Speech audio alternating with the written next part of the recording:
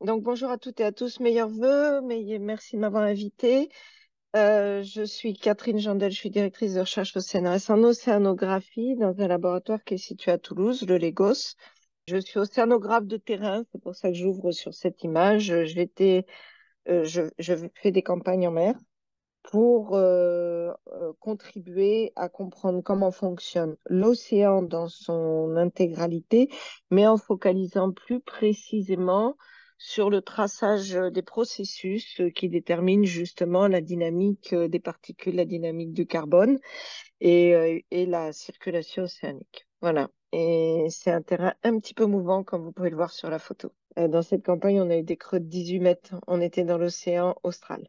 Alors, dans mon exposé, je vais vous sensibiliser à plusieurs choses. D'une part, que travailler sur le cycle du carbone dans l'océan signifie de travailler sur ce qu'est l'océan, c'est-à-dire un fluide physique, une solution chimique et évidemment, il abrite la vie et donc un système biologique. Mais vous verrez tout au long de l'exposé que les trois sont très, très impossibles, en fait, à distinguer. Et en particulier, la partie physique est très, très importante. La circulation océanique est très importante. Donc, notre planète est bleue. Ça n'aura échappé à personne. Elle est couverte aux trois quarts de sa surface d'eau salée et c'est le réservoir, ce que l'on appelle en géochimie ou biogéochimie, le réservoir océan ou le compartiment océan du système Terre qui échange avec l'atmosphère et avec les continents. Et ces échanges concernent avec l'atmosphère essentiellement des échanges de chaleur, d'eau et de gaz, dont le gaz carbonique. Et avec les continents, on va avoir des échanges de chaleur, d'eau, de gaz et de beaucoup d'éléments chimiques. Il y en a un petit peu avec l'atmosphère, mais c'est bien plus fort avec le continent via le processus d'érosion, qui sera décrit par Christian France-Lanor dans le cadre de cette session. Et évidemment, chaleur au gaz, on le retrouve partout. Et tous ces échanges ont lieu non seulement entre l'océan et les continents et l'atmosphère, mais aussi entre atmosphère et continent. En fait, ces flèches jaunes-là, c'est ce qu'il faut que nos communautés incluant le travail qu'on vient d'entendre et le travail de Christian et tous les gens qui travaillent sur le système Terre, on doit mettre des chiffres sur les flèches qui sont là pour arriver à décrire ce que l'on appelle le système Terre et un modèle de climat. Et tout le monde participe, et tous les travaux participent. Voilà. Pour les éléments chimiques, pour comprendre pourquoi la flèche est à deux sens, c'est important parce que c'est pas la même échelle de temps.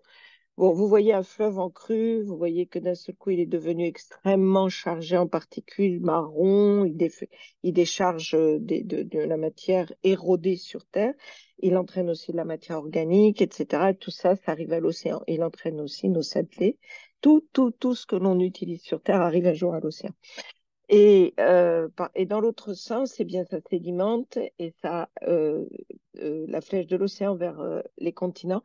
Cette sédimentation vers le fond, cette accumulation de matière avec la tectonique des plaques finit un jour par retourner vers l'océan dans les zones où se fait le frottement, donc le bout du tapis roulant océanique, dans les zones dites de subduction, où se fait la pénétration d'une plaque sous une autre et en particulier créer des zones volcaniques, des séismes, etc. Donc c'est bien pour ça qu'il y a un échange, mais il n'est pas du tout à la même échelle de temps.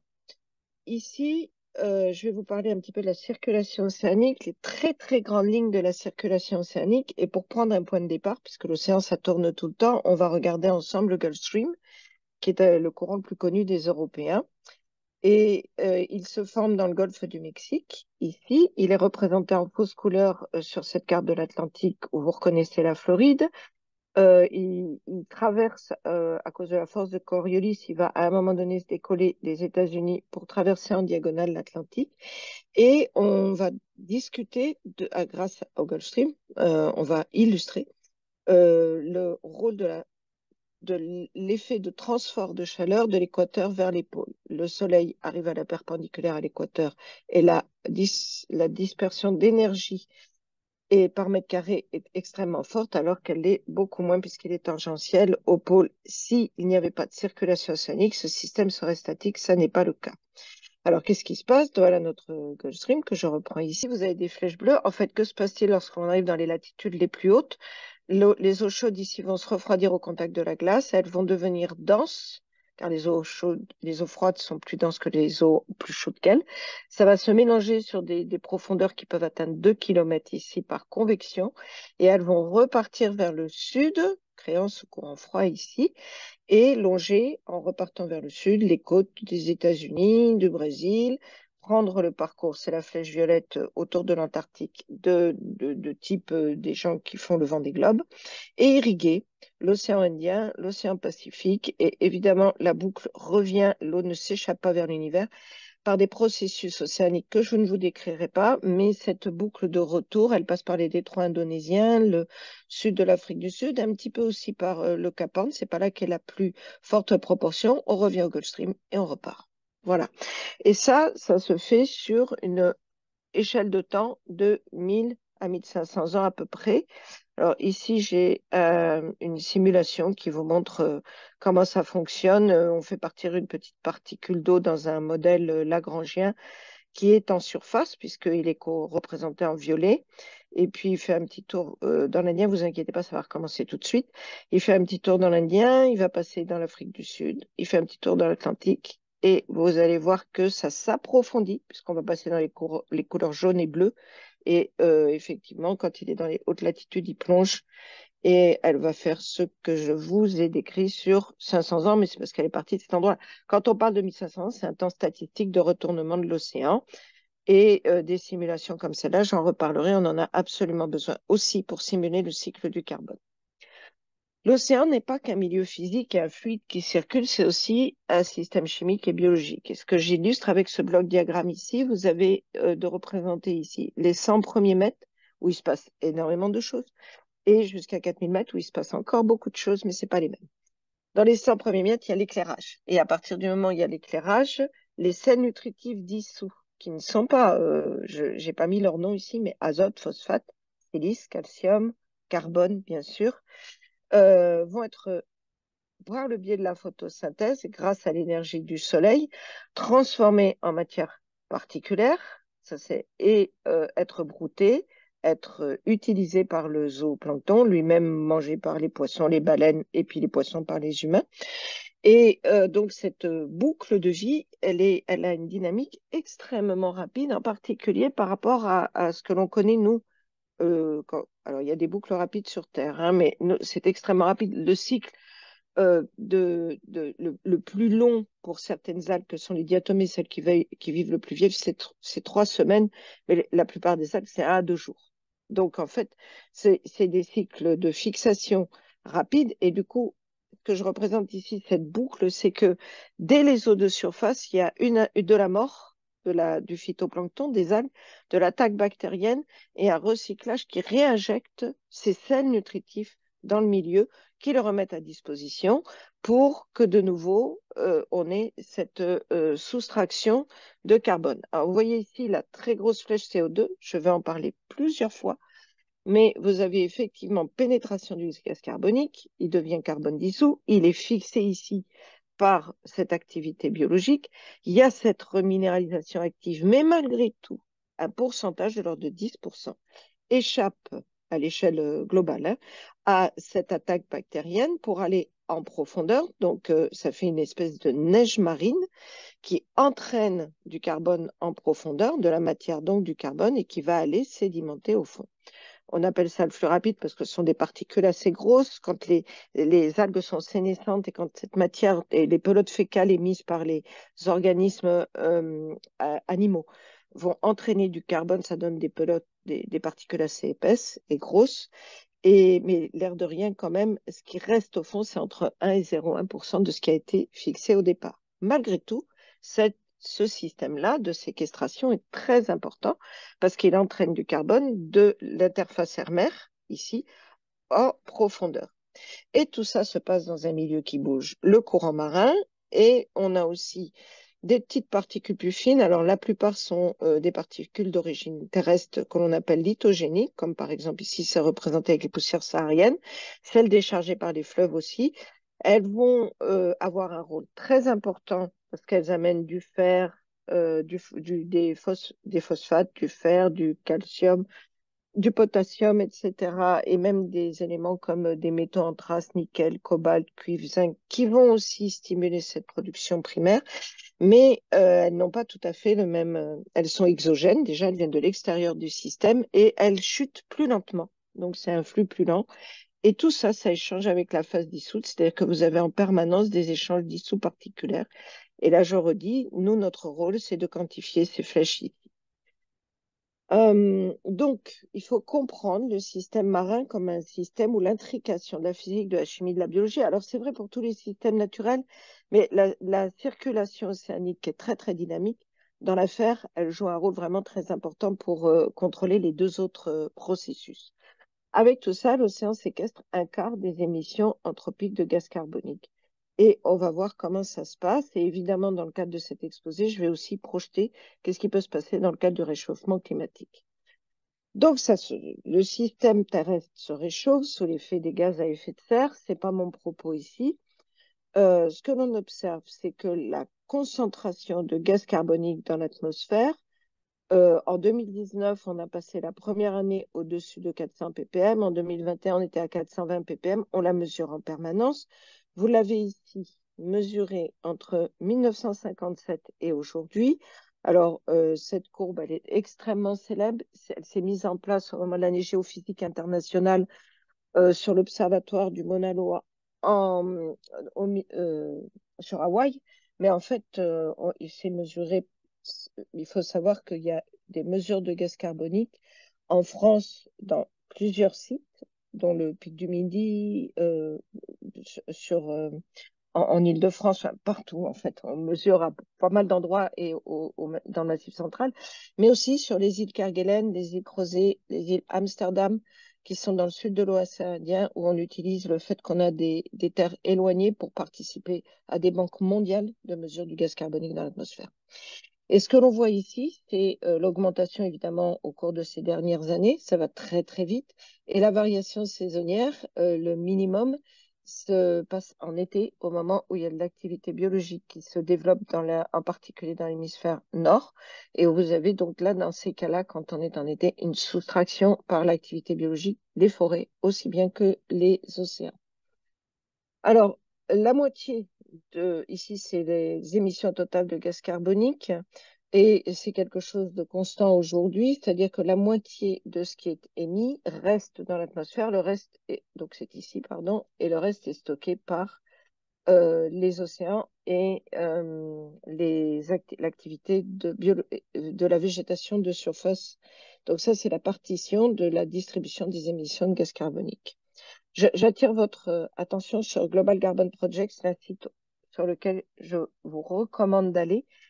Et je souligne que tous nos sites, ou presque, sont en anglais. Il y a très très peu de choses en français. Quand je fais des exposés, je ne traduis pas toujours tout d'ailleurs, parce que ma discipline, elle est particulièrement internationale. L'océan, il est partagé dans le monde entier et on ne se parle qu'en anglais. Euh, alors, quel est le rôle de l'océan? Quel est le rôle de la biosphère terrestre? Alors, je ne rentrerai pas dans les détails de comment on simule l'un par rapport à l'autre, parce que je n'ai pas le temps dans le cadre de cet exposé. Ce que vous représente cette figure ici, c'est l'état de l'art qui est mis à jour tous les ans. Ma collègue en parlait juste précédemment. Il y a des gens, sous la houlette de Corinne Le Quéré, qui est en Angleterre, dans l'université de East Anglia, qui font l'état de l'art des émissions dues à la consommation de gaz, de flux, de carbone fossile, je vais y arriver, qu'on transforme en gaz carbonique, c'est-à-dire pétrole, charbon, gaz, le changement d'usage des sols, l'utilisation de ce gaz carbonique par la biosphère, ce qui reste dans l'atmosphère, le rôle de l'océan et les flux anthropiques qui sont extrêmement importants à comprendre. Et après, vous avez tous les stocks ici. Et en fait, je résume ça parce que nous, voilà, ce qu'on doit comprendre les océanographes, c'est ça. Mais si on s'intéresse à l'impact sur le changement climatique du cycle du carbone, on doit évaluer le bilan global. Donc, on doit être capable de décrire ce qui reste dans l'atmosphère, ce que l'on mesure avec les observatoires, le puits océanique et le puits terrestre. Et donc, si vous avez 35 pétagrammes de carbone envoyés par an dans l'atmosphère, Il en reste de l'ordre de 20 et les deux autres se partagent pratiquement à 50%, puisque le pluie océanique, le pluie terrestre est de 11. Je ne vous dirai pas comment on le fait, hein, ça. Et le pluie océanique, bah, vous allez vite déduire qu'il est d'une dizaine aussi. D'accord? Mais c'est juste pour vous souligner que faire ce travail-là, là, j'ai simulé en simplifiant les chiffres. Pour 40 émis par an, il y en a 20 qui restent dans l'atmosphère. Mais ce que j'ai représenté ici, et c'est ça qui est important, c'est que les flux naturels, les flux qui, avant qu'on déstabilise le système de soustraction et d'émission de carbone entre végétation et atmosphère et océan et atmosphère, c'était de l'ordre de 100, 120 pour les échanges continent-atmosphère et 90 pour les échanges. Et donc, on doit détecter, nous, des flux de 10. Alors, au début, j'enseignais, il y a une trentaine d'années, c'était les émissions. Cette émission-là, je reviens un petit peu en arrière, celle-là, c'était 3 à 5. On est devenu fou hein, avec le carbone, et en particulier avec la consommation de pétrole. On est dans une exponentielle, hein, c'est connu, mais c'est vraiment terrible. On émet beaucoup plus de carbone qu'il y a 30-40 ans. Mais par contre, détecter cette pénétration, c'est un challenge, c'est vraiment un enjeu parce que c'est quand même des flux faibles finalement par rapport aux flux naturels. Alors, c'est ça qu'on doit savoir. Alors, comment ça fonctionne et qu'est-ce que l'on doit comprendre? Comment fonctionne cette pénétration du gaz carbonique dans l'océan? C'est sur un schéma ultra simplifié, c'est ce que j'ai mis en haut de ma diapositive. Vous avez le gaz carbonique atmosphérique qui, dans les zones, grâce à la photosynthèse et dans les zones froides, parce que les gaz se dissolvent beaucoup plus dans les eaux froides que dans les eaux chaudes, va pénétrer, va aller en profondeur. Alors ça, c'est la partie physique. Va aller en profondeur grâce à la circulation océanique, puisqu'il s'est dissous à l'interface air-mer. Il pénètre et il va aller s'accumuler en profondeur dans l'océan sur une échelle de 1000 ans dans le système de la pompe physique, ce que je vous décris là, ce qu'on appelle la pompe physique, dissolution ici à l'interface, pénétration par la convection profonde et des endroits où il va réapparaître par la circulation océanique et éventuellement redégazer vers l'atmosphère, ce qui est important. Quand l'eau ici qui est froide va venir ici et qu'elle va se réchauffer, elle va relibérer du CO2 parce qu'elle est moins soluble dans les eaux chaudes que dans les eaux froides. Donc ça, c'est un premier mécanisme. Et l'autre mécanisme, c'est la photosynthèse, ce que je viens de vous décrire, qui génère des débris organiques et qu'il faut que l'on quantifie. Ça, c'est la pompe biologique. Mais quand on parle du cycle du carbone dans l'océan, on a les deux. On a cette pompe physique qui fonctionne à peu près sur 1000 ans et on a la pompe ici biologique qui, elle, va séquestrer sur des échelles de temps beaucoup plus longues. Donc, c'est vraiment important d'avoir les deux en tête parce qu'on va voir. Donc, vous avez ici une autre représentation. La pompe physique qu'on a mis ici volontairement en haute latitude sur ce bloc diagramme, on retrouve un bloc diagramme avec les 100 premiers mètres et puis après les 4 km de profondeur.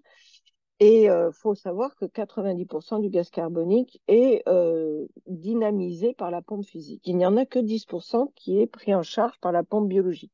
Mais ces 10% sont importants parce qu'ils vont faire une séquestration assez définitive.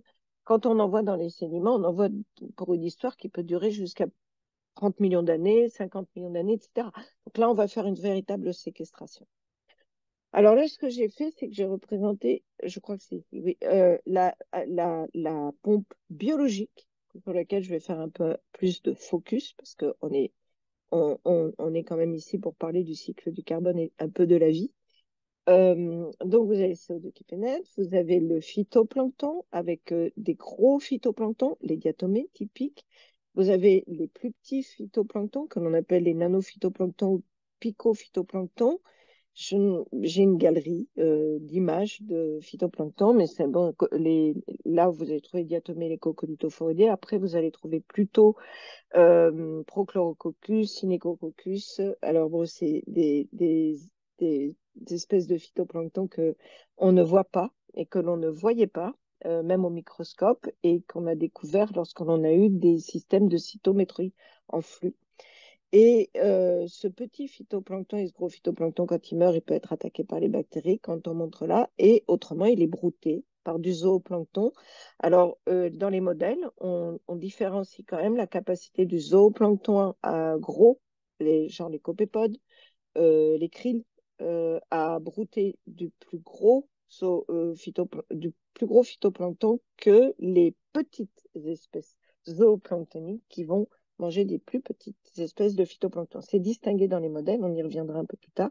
Puis on voit les poissons, puis on voit la soustraction ici, et le stockage vers l'océan profond du gaz carbonique. Donc vous avez vraiment la présentation de la pompe biologique et de la pompe physique. Sur la pompe physique, qu'est-ce qui va déterminer? C'est la solubilité, c'est ce que je vous ai dit, c'est-à-dire que la capacité à pénétrer du gaz carbonique va dépendre de sa solubilité qui dépend de la température au premier ordre, de la salinité au deuxième ordre. Donc le flux à l'interface air-mer, ça va être dépendant d'un coefficient alpha, c'est la loi de Henry, ça qui est multiplié par la solubilité, et le delta. Si la pression dans l'atmosphère est plus importante que dans l'océan, on a une pompe qui pénètre, c'est-à-dire on va avoir du gaz carbonique qui pénètre. Si au contraire on est dans des zones de dégazage et que celle dans l'océan est plus forte que dans l'atmosphère, on va avoir, il faut voir ça comme une espèce de piston, on va avoir un relâchage du gaz carbonique vers l'océan. Évidemment, à l'équilibre, il y a il se passe rien, et s'il y a un transfert vers l'océan, c'est quand l'atmosphère est pousse sur l'océan avec son piston. Si la température diminue, la solubilité augmente. Donc, dans ce cas-là, cette pression va diminuer, et dans ce cas-là, le flux vers l'océan a tendance à absorber et dégazage si la température augmente. Cette pompe régule les échanges entre la surface et l'océan profond. Le gaz carbonique est considéré celui en excès, parce qu'il y a eu le naturel, comme un polluant atmosphérique. Il est transféré vers l'océan de surface et il y a des échanges vers l'océan profond par circulation et mélange. Qu'est-ce que fait la pompe biologique? C'est la photosynthèse. Qu'est-ce que c'est que la photosynthèse? C'est une réduction du gaz carbonique qui réagit pas sous l'effet de la lumière, donc une transformation, mais qui est une réduction chimique. C'est important. Donc, on fabrique une molécule que je simplifie ici sous forme de CH2O lorsqu'il se dissout dans l'eau avec la lumière, grâce à la chlorophylle, qui va être capable de attraper les pigments. Alors, chlorophylle, et puis il y a plein d'autres pigments, hein, je simplifie là aussi. Mais ça va faire de la production primaire de matière organique en transformant les sels nutritifs dissous en matière. Et vous avez ici une molécule un petit peu décrite avec un petit peu plus, moins simplifiée que celle-ci. Donc, au départ, vous avez du gaz carbonique dissous. On va revenir aux différentes formes de gaz carbonique. Quand il se dissout, il s'éclate en plusieurs formes, et je vais vous le décrire. Des nitrates, des phosphates, de l'eau, et vous allez fabriquer une molécule de matière organique aux rapports qui sont importants. Ici, 106 atomes de carbone pour 16 atomes de nitrate et 1 atome de phosphate. C'est ce que l'on appelle, nous, les rapports de Redfield, un phosphate, 16 nitrates, 106 atomes de carbone. En fait, M. Redfield est quelqu'un qui avait mesuré sous forme particulière toutes les espèces vivantes de l'océan, phyto comme zoo, dans les années 60. Il a montré que ces rapports 1,1505 ou 1,1606, etc., étaient constants. Et depuis qu'on sait les mesurer aussi en dissous, on s'est aperçu qu'on a exactement le même rapport, nitrate, phosphate et carbone en dissous qu'en particulaire. J'espère que j'ai encore un petit peu de temps. Je vais vous juste, ce qui est extrêmement important quand on parle du cycle du carbone dans le mer, c'est d'être sensibilisé à la chimie des carbonates, c'est-à-dire des espèces. Qu'est-ce qui va se passer quand notre gaz se dissout dans l'eau? Il va se dissocier très rapidement en ion bicarbonate et en ion carbonate. Donc, c'est une réaction de dissociation en deux étapes. C'est un équilibre chimique en deux étapes qui est écrit ici. Et à chaque fois, vous avez la libération d'un proton H+.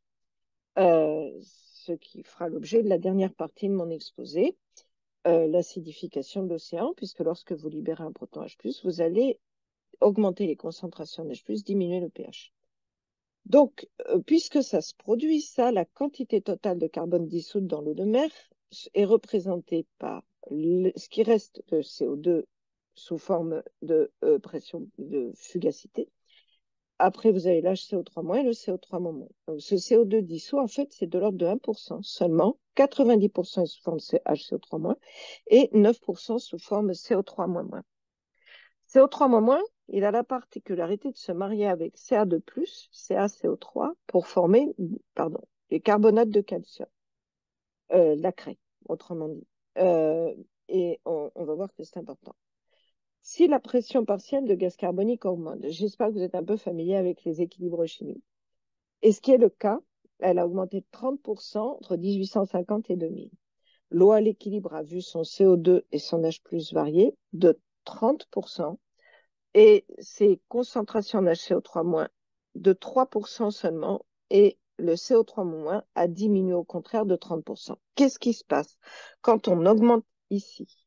Là, quand on va augmenter la concentration ou la pression partielle de gaz carbonique dans l'eau par effet de pénétration de 30%, la compensation dans les équilibres chimiques se fera par le CO3-, par le carbonate, c'est-à-dire que c'est lui qui est consommé dans ces réactions chimiques pour rééquilibrer cette augmentation. C'est un effet tampon. C'est donc, pour résumer sur ce qui se passe sur la dissolution du CO2 dans l'océan, la surface de l'océan, des gaz se dissolvent dans l'eau de mer. La pression partielle, c'est une contribution du gaz à la pression atmosphérique totale. La concentration du gaz dans l'eau est donnée par cette alpha. Ce que je vous ai montré dépend de la solubilité du gaz et du gradient entre les deux. Donc, alpha, c'est le coefficient de solubilité du gaz dans l'eau de mer. Et il dépend de la température et de la nature du gaz, mais peu de la salinité. Et cette pression partielle dans l'eau de mer, ce que je résume tout ce que je viens de vous montrer, c'est la concentration de gaz dissous dans l'eau. Et elle correspond à celle du gaz dans une eau qui sera en équilibre avec de l'air, mais pas forcément l'air actuel. Et euh, ça, cette équation-là vous donne le pourcentage de saturation. Si on a la même chose ici et là et qu'on est à l'équilibre, donc on a une valeur de 1 entre eau et air. S'il est supérieur à 1, on a dégazage. S'il est inférieur à 1, il y a pénétration du gaz dans l'eau. Tout ça est assez facile. Comment on le représente? Le flux de gaz carbonique qui pénètre dans l'océan est donc bien relié au delta entre l'eau de mer et la pression atmosphérique. On a un petit coefficient de diffusion moléculaire ici, et non représenté. On sait qu'à la surface de la mer, il y a une zone de tension-activité qui fait qu'on a un film, alors plus ou moins stagnant. Il est stagnant quand la mer est calme. Il est beaucoup moins stagnant dans la situation que je vous ai montrée en début de mon exposé, où vous avez une image où la mer est quand même très agitée. Mais néanmoins, donc dans ces cas-là, la pénétration est bien activée par l'agitation aussi, mais dans ce système modèle au film stagnant, vous avez l'air, vous avez l'eau, vous avez le CO2 dissous ici, vous avez le CO2 là, et vous comprenez bien que là, il va y avoir pénétration puisque la delta est positif entre les deux. Donc, les concentrations en carbone inorganique dissous dans les eaux de surface sont de l'ordre de 2000 micromoles par kilo, alors que la solubilité du CO2 ne dépasse pas 23 micromoles par kilo. Pourquoi? Eh bien, c'est lié à notre transformation immédiate de ce CO2 qui reste à 1% sous forme dissoute avec le CO, qui devient 2HCO3- et CO3-. Et l'équilibre chimique des réactions que je vous ai montré ici, le coefficient ici, d'équilibre chimique K1 sur K2 de deux équations que je vous ai montrées, c'est HCO3- au carré, on voit moins le carré, sur CO2 et CO3-. Ça, c'est l'équilibre de cette réaction ici, mais c'est aussi l'équilibre de la somme de ces deux réactions ici. Et pourquoi je vous embête avec tout ça? Parce que je vais un tout petit peu plus loin pour comprendre la capacité de l'océan à absorber le gaz carbonique. Quelle est la variation induite sur la somme totale de gaz carbonique dans l'eau par augmentation d'une pression partielle dans l'atmosphère, c'est-à-dire ce que nous faisons quand nous rejetons du gaz carbonique? On fait la dérivée logarithmique de l'équation précédente et on néglige la variation du très abondant de lui, de HCO3- sur HCO3-, il est tellement abondant que la variation ici, elle est faible. Et on va se retrouver donc ici à bien expliquer pourquoi, lorsque l'on fait varier la pression partielle de gaz carbonique, la dérivée, c'est vraiment la variation par rapport au stock existant, eh bien, on va toucher à quoi? à l'ion carbonate qui est tout au bout. Pourquoi j'insiste autant là-dessus? Parce que cet ion carbonate, il n'y en a que 9% dans le réservoir océanique. Et c'est une capacité de l'océan à absorber le gaz carbonique. On calcule que le stock de ion carbonate qui reste dans l'océan aujourd'hui, si on continue à injecter, à injecter, à injecter, est capable d'absorber le tiers seulement des réserves de fuel fossile, de carbone fossile que nous avons sur Terre. C'est-à-dire que l'océan n'aura pas infiniment la compétence de soustraire du gaz carbonique à cause de cette consommation qu'on fait de l'ion carbonate. Alors, cet ion carbonate, vous allez me dire, comme d'autres, comme il est stocké dans le carbonate de calcium, c'est ACO3, on peut le redissoudre. Sauf que ça va beaucoup plus lentement de redissoudre que notre activité humaine à faire pénétrer du carbone dans l'océan. Tous ces processus chimiques que je vous ai racontés là aboutissent au résultat suivant. Au fur et à mesure que le CO2 pénètre dans l'océan, il est neutralisé par CO3-. Grâce à l'équilibre avec les ions carbonate et bicarbonate, l'eau de mer est capable d'absorber 10 fois plus de CO2 atmosphérique que si elle ne contenait que CO2, s'il n'y avait pas cette réaction chimique. Et ce facteur 10 est appelé le facteur de Revel. Roger Revel avait été le professeur d'océanographie du candidat malheureux contre le président Bush Ier, Al Gore. Et c'est pour ça qu'Al Gore, après, a beaucoup milité pour le climat, etc., parce qu'il avait bien compris les enjeux, puisqu'il avait eu des cours sur, en particulier, la pénétration du gaz carbonique dans l'océan. Ici, je vous montre des mesures. Nous sommes dans l'océan Indien, pour vous recycler, entre la Réunion et le Grand Sud. Donc là, on est à 20 degrés sud et là, on est à 65 degrés sud. Donc, vous voyez, vous imaginez, hein, c'est une section, on part de la Réunion, on part vers l'Antarctique. Et vous avez la concentration, la fugacité en atmosphère de carbone. Alors, dans l'atmosphère, c'est ici. À l'équilibre avec l'atmosphère, c'est les petits ronds blancs. Il y a un petit cyclone ici qui fait que de l'eau froide remonte et puis des gaz. Et ici, vous avez, au contraire, vous arrivez dans les zones plus froides.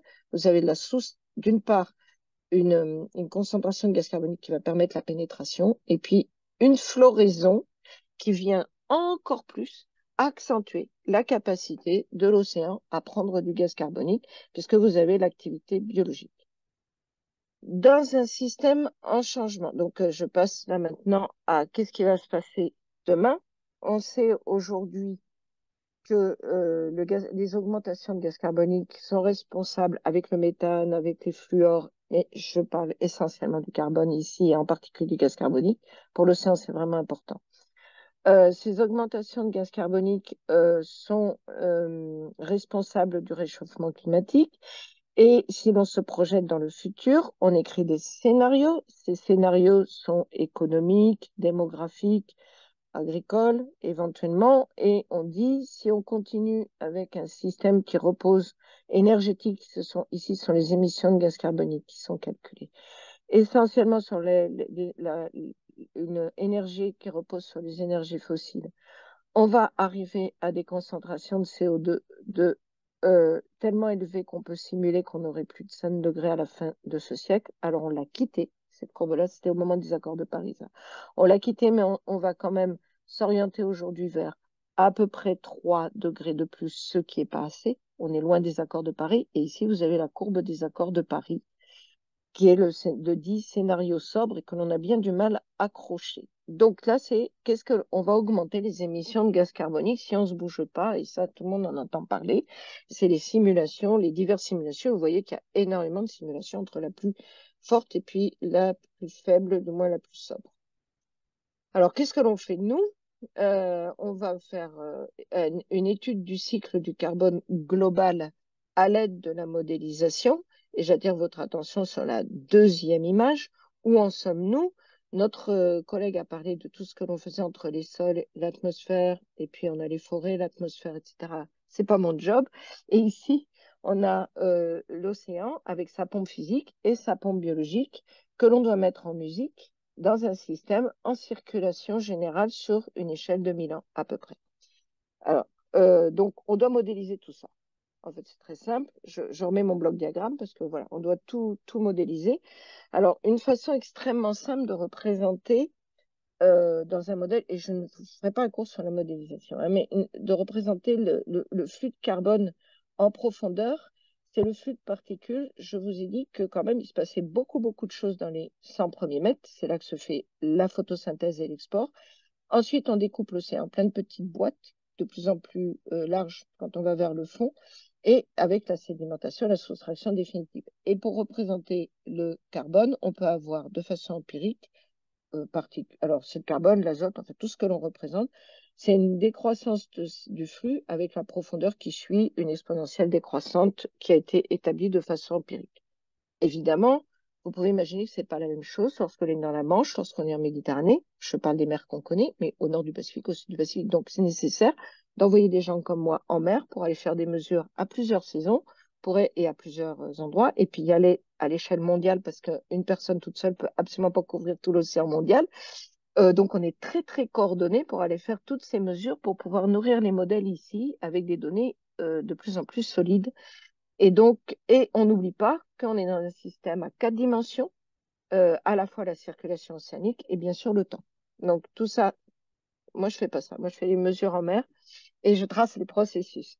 Mais mes collègues qui font de la modélisation et avec lesquels on travaille vont faire rentrer pour fabriquer du phytoplancton, des phosphates, de l'ammonium, des nitrates, du fer, de la silice pour tenir compte de tous les sels nutritifs, de la lumière, fabriquer de la photosynthèse, du petit phyto, du gros phyto qui va être brouté plus ou moins bien par le zooplancton et on crée des déchets et on fait de l'export et on met ça dans un modèle de circulation océanique.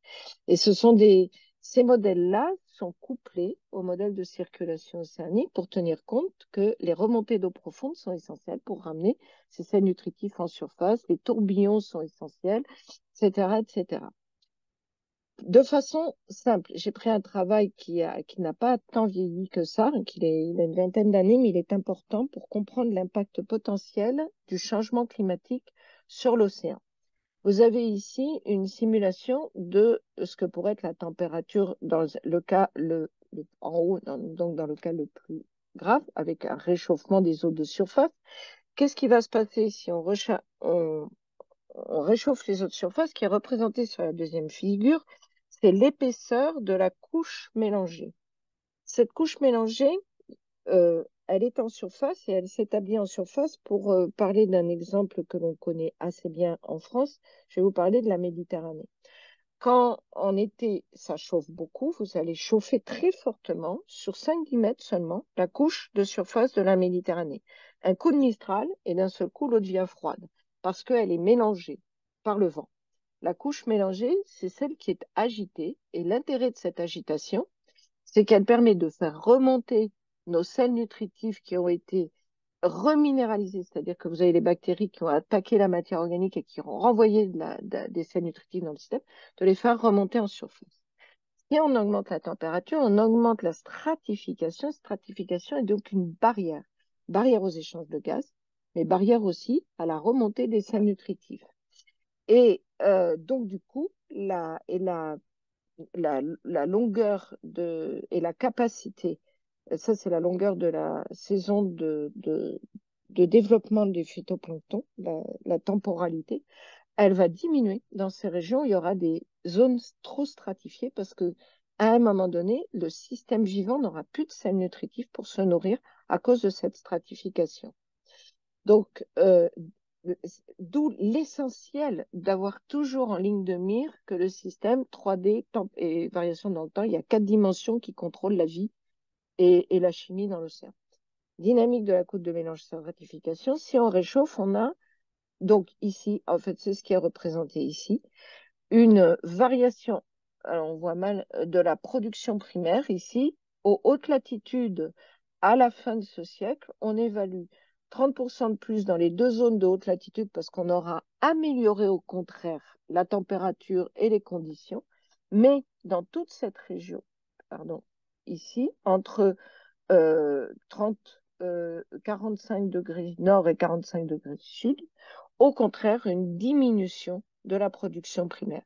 Et donc, une opposition entre les basses latitudes et moyenne et haute latitude de moins 20% et plus 20%.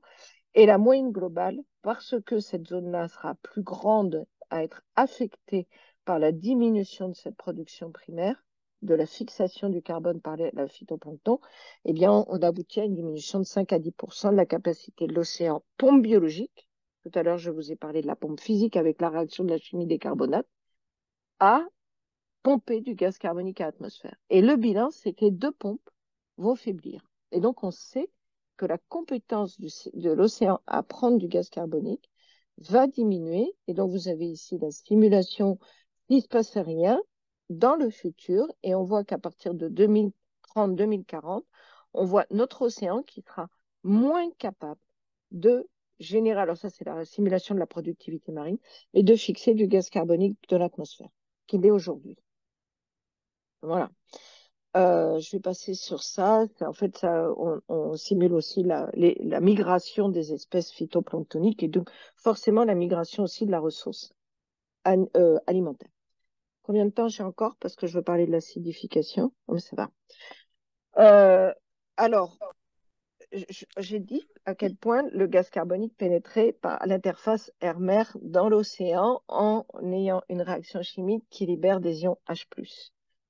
Ça n'est pas le réchauffement. Le réchauffement, c'est les émissions de gaz par l'activité humaine qui génèrent des accumulations de gaz carbonique dans l'atmosphère et de méthane et de dérivés fluorés et de dérivés azotés, etc. Et tous ces gaz sont des gaz à effet de serre, ce qui génère un réchauffement.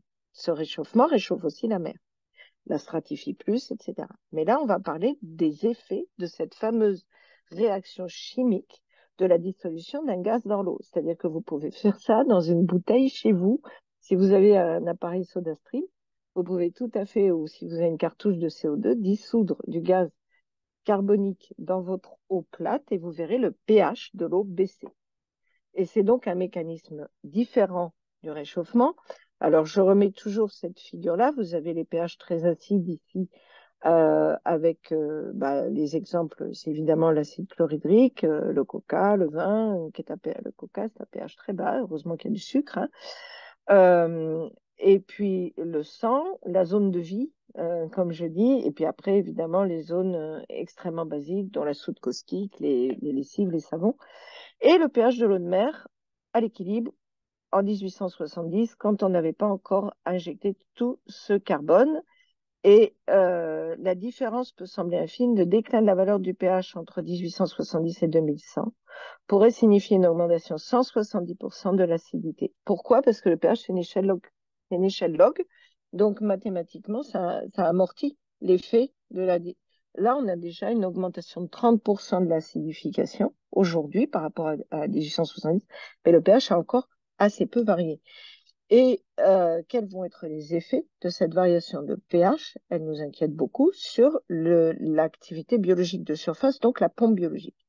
Des expériences ont été menées dans le cadre d'un programme européen en Norvège, où des tentes, des mésocosmes, ont été mises en contact avec l'eau froide qui est en dessous. Et il n'y a pas de limite. Ici, la tente, elle permet d'augmenter artificiellement la concentration de gaz carbonique et de changer les paramètres environnementaux à l'interface air-mer. Et en dessous, ces systèmes de piscine laissaient l'activité biologique naturelle évoluer et réagir. Pourquoi en Norvège? Parce que l'eau est froide et on dissout plus vite le gaz dans les eaux froides que dans les eaux chaudes. Et vous avez ici, dans cette expérience qui a été menée par ce programme européen au début des années 2000, vous avez à la date de l'expérience, la concentration de gaz carbonique, elle était entre 280 et 380 ppm. Aujourd'hui, je vous rappelle, c'est 420. Les espèces phytoplanctoniques qui sont représentées ici, ce sont des coquilles. Alors, vous avez, j'ai perdu ma souris. Ah voilà, vous avez ici les coccolithophoridés. Ce sont des algues unicellulaires. Elles n'ont qu'une seule cellule et la cellule algale est à l'intérieur et elle se protège par des petites capsules de carbonate de calcium. Qui dit carbonate de calcium dit fragilité au pH. Quand vous voulez détartrer une cafetière, vous mettez du vinaigre ou vous mettez de l'acide ou vous mettez un produit détartrant. Dans tous les cas, c'est un produit acide. Si vous êtes prof de géologie, vous savez très bien l'expérience que pour repérer si on a du carbonate de calcium dans un caillou, mettre du vinaigre, c'est très efficace. Ça se dissout. Le fait de baisser le pH en augmentant la concentration de gaz carbonique, donc la dissolution des carbonates et donc la libération des ions H+, amène à ce que ces petites espèces qui sont très bien préservées ici avec une formation de coquille parfaite se dégradent. Alors, elles ne se dégradent pas de la même façon selon le type d'algue, puisque vous voyez ici qu'Emiliania uxlei, qui est une algue modèle hein, pour nous en termes de coccolithophoridés, elle se dégrade encore plus. Et alors celle-ci, elle a carrément plus de coquilles. J'ai des collègues qui suivent de très très près l'évolution de la présence de ces petites algues. Et il y a des zones du Pacifique dans lesquelles on ne trouve plus certaines espèces. Donc l'acidité a augmenté de 30% au cours des 250 dernières années, mais en fait c'est essentiellement au cours des 120 dernières années. Si les émissions de gaz carbonique continuent à augmenter, on risque de multiplier par 3 le taux d'acidification en 2100. Ce taux est 100 fois plus rapide que tout ce qui a été expérimenté depuis 300 millions d'années. Et vous n'avez pas, en espèces fragiles, que des algues. Les algues, c'est le début de la chaîne trophique. C'est pour ça que c'est extrêmement inquiétant. Mais il y a aussi derrière des petits escargots, par exemple, qui, autant dans l'Arctique que dans l'Antarctique, sont là. Mais nous avons aussi des huîtres et les moules. Et les ostréiculteurs de la côte bretonne vous disent qu'aujourd'hui, ils mettent 5 ans à avoir une huître commerciale par rapport à 4 ans. Il y a encore une vingtaine d'années. Et donc là, c'est des expériences qui ont été menées d'augmentation, de diminution du pH ou d'augmentation sur la calcification de ces algues. Donc, vous augmentez le PCO2 et vous voyez que les moules et les huîtres, elles ont de plus en plus de mal à faire leur calcification. En 2007, dans le Pacifique Nord-Ouest, et depuis 2007, parce que ça ne s'est pas arrangé, des millions de bébés huîtres, donc celles que l'on connaît, hein, nos huîtres creuses, une fois plongées dans la mer, mouraient les uns après les autres. Ils ont d'abord cru que c'était un virus, et en fait, ils se sont aperçus que c'était la calcification primaire qui se fait dans les premières 48 heures. Elle ne pouvait plus se faire. Et qu'est-ce qu'ils ont fait? Ils sont allés chercher du calcaire en poudre pour le mettre dans la mer pour augmenter le pH de l'ostréiculture locale. Ce qui est quand même, c'est bien une habitude humaine, hein. On détruit d'un côté, puis après on met de l'argent pour aller rééquilibrer le milieu. Donc, le gaz carbonique aujourd'hui et le cycle du carbone dans l'océan et la prévision que l'on en fait, il y a d'une part le réchauffement par l'effet de serre, l'atmosphère qui augmente avec des effets que je n'ai pas forcément traités dans le détail sur la circulation océanique, l'augmentation du niveau de la mer, mais j'ai beaucoup parlé des effets sur la biologie. Et vous avez aussi l'autre facette qui est la pénétration du gaz à interface air-mer avec l'effet de l'acidification sur la biologie. Donc notre océan bouleversé aujourd'hui, qu'on pourrait appeler l'océan de l'Anthropocène, ben, il met en danger on a en danger réellement, bon, d'une part, la circulation et le rôle de l'océan sur le climat, qui n'était pas mon sujet aujourd'hui, mais d'autre part, et surtout, les espèces vivantes. Et parmi les espèces vivantes, la ceinture corallienne intertropicale est particulièrement affectée par le réchauffement, par le niveau de la mer qui augmente, mais essentiellement aussi par l'acidification, puisque les coraux sont des animaux calcaires qui vivent en synergie avec une algue, en symbiose très positive avec une algue. Cette algue est sensible au réchauffement, à la montée du niveau de la mer à cause de la lumière qui va de moins en moins pénétrer si le niveau de la mer monte. Et bien sûr, tout le monde est sensible à l'acidification. Voilà. Je vous remercie.